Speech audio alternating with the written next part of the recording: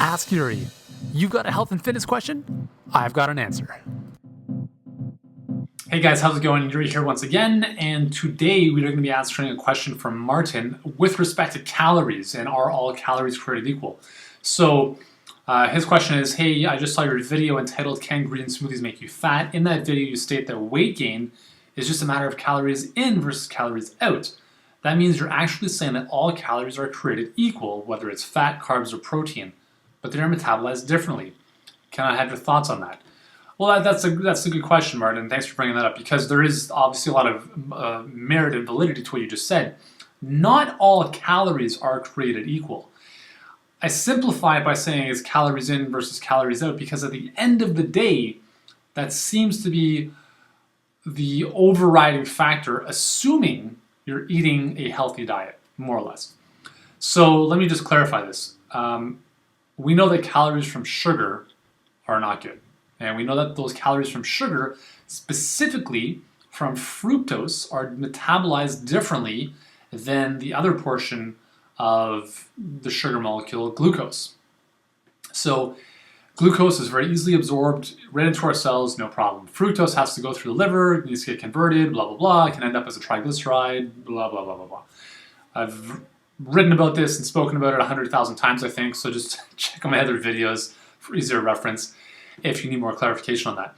But again, again, we're splitting hairs here. So if let's say you had a 2,000 calorie a day diet, the individual who has 2,000 calories, but those 2,000 calories are made up of, let's say, 60% refined carbohydrates, so breads, sugars, cereal grains, stuff like that, is going to be it's going to have a very different metabolic effect than somebody who has, again, the same 60% carbohydrate intake, but coming from vegetables, fruits, and maybe some non-glutinous grains. Okay, and let me just distinguish here.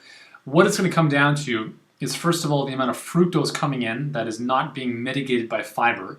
So if you're having fruit, there's no issue with that. If you're drinking fruit juice, there's an issue with that, because fiber is not able to slow down the fructose release that's going to go into your liver, and then that's going to convert, or as a byproduct, to lead into higher muscle triglycerides. It's going to lead to insulin issues. Even though fructose in and of itself does not elicit an insulin response, once it's metabolized, that's a bit different in the liver because of what it does with triglycerides and other mechanisms. But if you're eating more of that first diet that I said, so 60% carbohydrates from sugar, processed grains, the problem there is that you're getting a very quick spike in blood sugar. So you're getting a very quick spike in insulin because those foods are very easily digested. So there's no, white bread it'll dissolve in your mouth, right?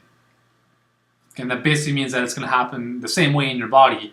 And you have a very quick spike in sugar in the blood, which insulin then is released to get that sugar out of the blood. And that's a problem, because anything that's going to raise your insulin levels over time is going to continue to put you at risk for diabetes, for becoming overweight. Because remember this, insulin is the main storage hormone in your body. Okay? Insulin release means take this fuel and store it. Pretty much all the other hormones, most of them, epinephrine or adrenaline, glucagon, okay, just as examples, are kind of breaking down hormones. So they will mobilize those stored energy reserves and break them down for immediate use. So you don't want to have too high levels of insulin all the time, because essentially that's telling your body, store this, store this, store this. Okay? So that's why exercise is awesome, because exercise mitigates the insulin response. It actually increases glucagon because you're also in a fasted state, which means that glucagon is up, insulin is down. Hopefully I'm not confusing you here, because I feel like I'm going off on a bit of a tangent.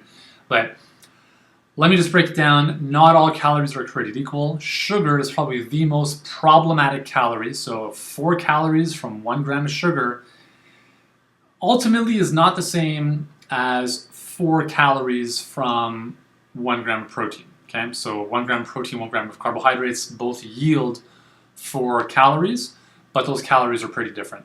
Okay, not in the sense that more as a byproduct of what they do, right? So the protein calories are not really creating a huge spike in insulin. The sugar calories are, and as a result of that, that's going to lead to a whole cascade of events in your body, which is not going to be a good thing. Okay, Martin? So hope that makes sense for you. I don't want you to be scared off by fruit. Smoothies and stuff is fine.